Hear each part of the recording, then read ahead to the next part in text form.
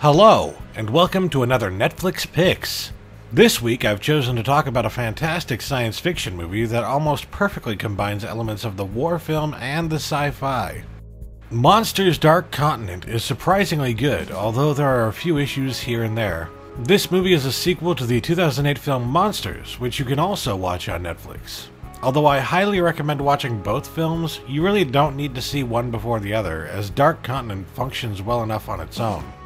The two movies have a few things in common, but this one is more of a movie about the perils of war than it is about the science fiction elements, although they do play a large role. I think one of the reasons I enjoyed this movie so much was because it appropriately handles the subject of being a soldier in a war you don't understand. With shades of Full Metal Jacket and Starship Troopers applied liberally throughout, there is a lot to enjoy about Dark Continent.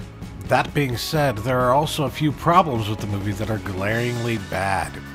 One of the most persistent issues throughout the film is the inconsistent cinematography. At times it can be downright brilliant, but whenever there is any action taking place on screen, the cameraman starts to get a little too crazy with the shaky cam and it becomes almost impossible to see anything that's actually going on. This is typically a tactic used to hide badly performed action scenes, but in this case I don't think the action was actually that bad.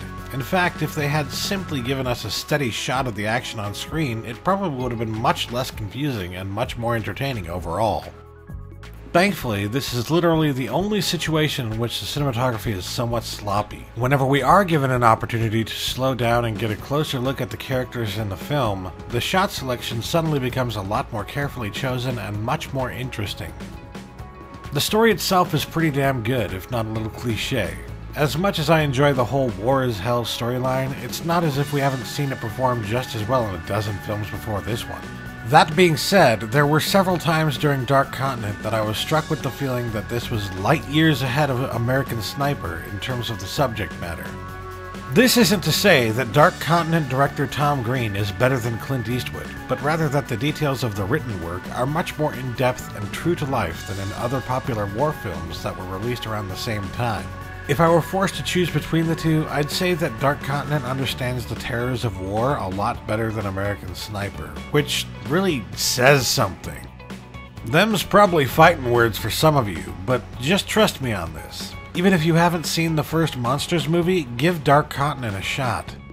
Sci-fi fans may be disappointed at the lack of sci-fi content, but I've always enjoyed a movie that makes the science fiction feel so real and true to life that it can put the focus on something other than the monsters for a majority of screen time.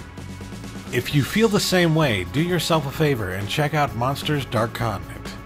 Thanks for watching, and stay tuned next week for another Netflix Picks.